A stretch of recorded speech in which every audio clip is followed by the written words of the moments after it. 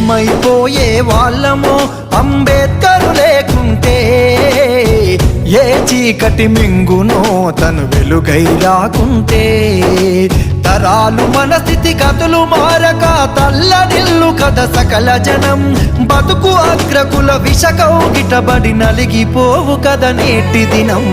ఏమైపోయే వాళ్ళమో అంబేద్కర్ లేకుంటే, ఏ చీకటి మింగునో తను వెలుగై రాకుంటే.